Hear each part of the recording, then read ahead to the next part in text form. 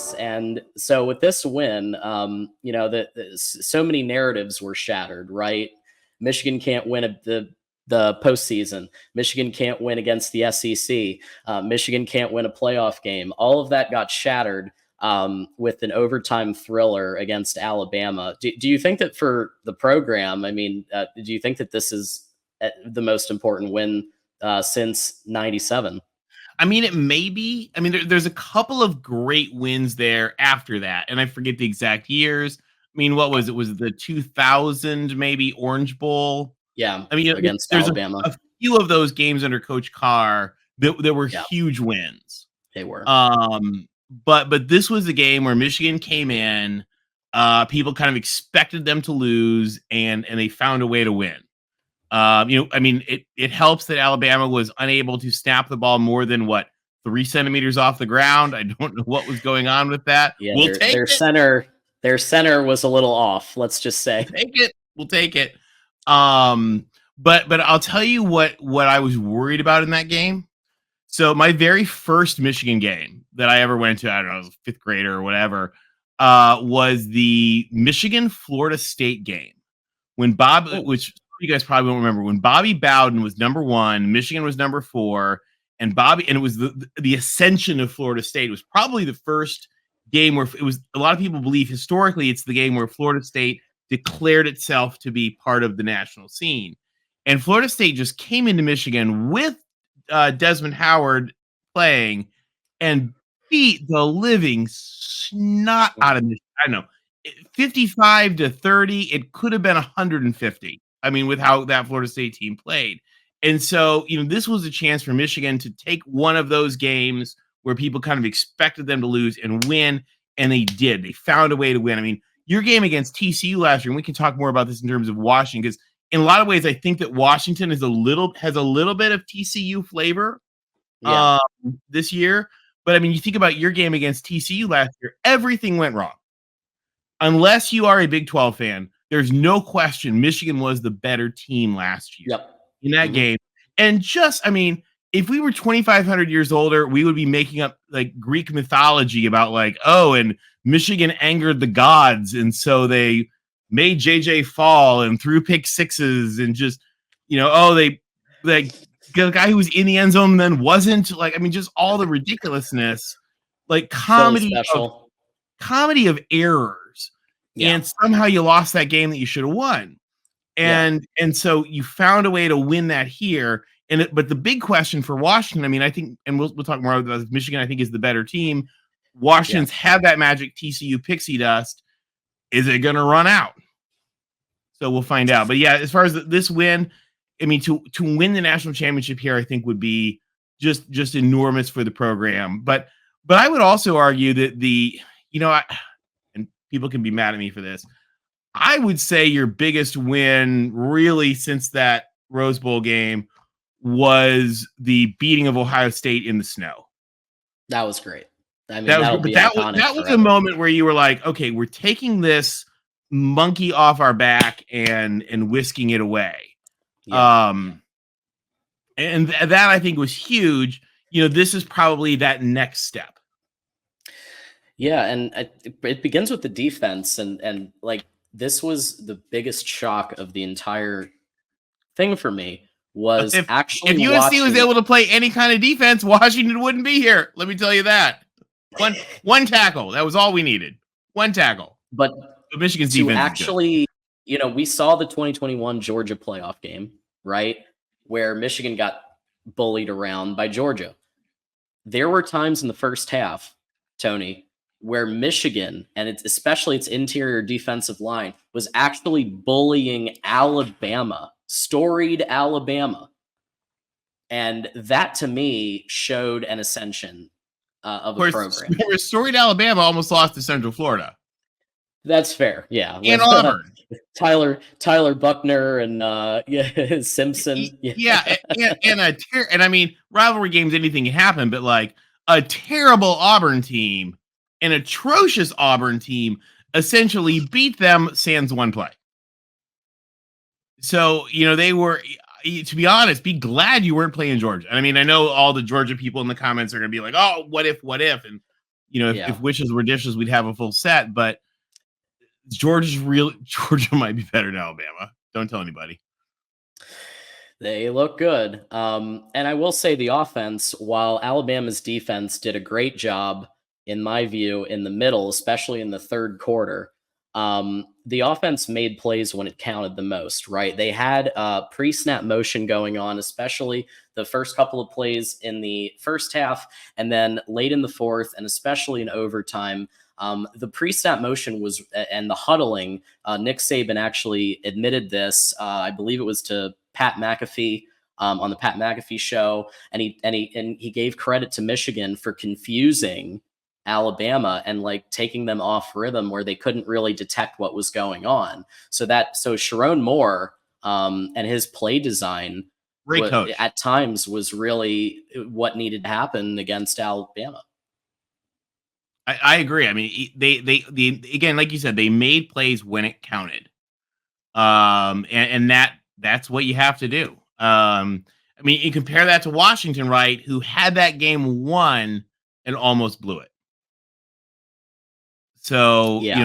Yeah. Michigan was kind of the opposite. I mean, and the defense, the defense really came through for Michigan in such a good way. You always make that cliche like defense wins championships, but as my dad one time said, like, hey, if they can't score, we can't lose. And hey, the other silver lining is special teams nowhere to go but up. Well, So true for like this entire playoff. Like, just oh my god, there were some moments, but I mean, the thing is the great teams find a way to overcome those moments. I mean, you had those moments when you had them last year with the picks. Well, it's not special teams, but the pick sixes and the goal line fumbles, and those things happen. And they happen against really great teams because really great teams are sort of making them happen often. I mean, that's the thing that people don't always get when you think about like fumbles and screw ups and stuff like that. People don't give enough credit to the fact that when two great teams are playing, the great teams make the foibles happen. Absolutely. And so leaders and best awards I'm awarding for the coaches. We've got, of course, Jim Harbaugh, Sharon Moore, Jesse Minner, but somebody who doesn't get his kudos enough, Ben Herbert, strength and conditioning coach. Okay. I had an interview, Tony, for another project I was doing aside from Boys College football with freshman tight end Zach Marshall. And he was Cool. talking to me about how ingrained Ben Herbert is. Basically, so Zach Marshall reports to his tight ends coach, but he also reports to Ben Herbert kind of simultaneously, calls him Herb. And it's very much like every day you put in the work, and you can't half-ass anything because they're going to, not only is Herbert going to get you, but the other your team is going to get you, like to basically get you back up. So Ben Herbert and what he's done the last few years, strength and conditioning, I think needs to have a Leaders and Best award and to talk about for a minute because it really has. I think that's we can talk about Signgate, we can talk about whatever but having a top tier strength and conditioning coach, as Ohio State fans know, with Mickey Marotti, when Mickey Marotti came in and they toughened up a lot under Urban. Same thing here. And Mike Hart as well. Running backs, obviously Blake Corum, turning Khalil Mullings from a linebacker into a running back. Just some of the things that he's been able to do, top notch. Yeah, I mean they've all done great stuff. It was a fantastic game. And the thing that I love about it too is it was a game worthy of the Rose Bowl. I mean, that was the thing. It was a game where it was two great teams. I mean, the essence of blue blood versus blue blood. I was reading a couple of writers talking about it, and they said one of the differences between this game was that for 3.5, it was Richard from Sports Illustrated was talking about it. He said one of the from Split Zone Duo podcast. He was saying one of the differences is he said you go to the Orange Bowl or the Sugar, and there's people milling about and there's stuff. But he said this was for 3.5 hours. You had 95,000 people locked into this game They were here for what was on the field, and it absolutely delivered, as the Rose Bowl does. I mean, I know, I've been to 6 Rose Bowls now, and it is an enchanting, magical place that is unlike anything else. I've been to Orange Bowls, I've been to World Series, I've been all kinds of these games, but there's nothing like the Rose Bowl. Yeah, I can't And my wait to dad go says over it was like there. that in the '60s when he played. And I can't wait to go over there, visit with UCLA and Okay, Michigan that's not the Rose play Bowl. each That's just other. in the Rose Bowl stadium. Well, yeah, but still, Okay, wait, can I I tell want you to my favorite experience line the from a stadium. Northwestern fan? Yeah. A Northwestern fan asked a UCLA fan on one of my Twitter threads. He said, "So when we play you guys, do you have enough tarps, or should we bring some of our own from home?" Anyway, I loved it. Sorry, Bruins. Sorry, Bruins. Yeah, and also USC will be another good one to go to. That'll be a fun game. Absolutely. Players. Fight on. So 3 specific players and then some entireties, right? So JJ McCarthy, quarterback, did what he needed to do in clutch moments. 3 touchdowns. He did very, very well. Obviously, Alabama's defense was able to adjust in the third quarter as the And they're greatest of all good. They're time. Alabama's defense. Like that, he You played know, like he needed to play. right.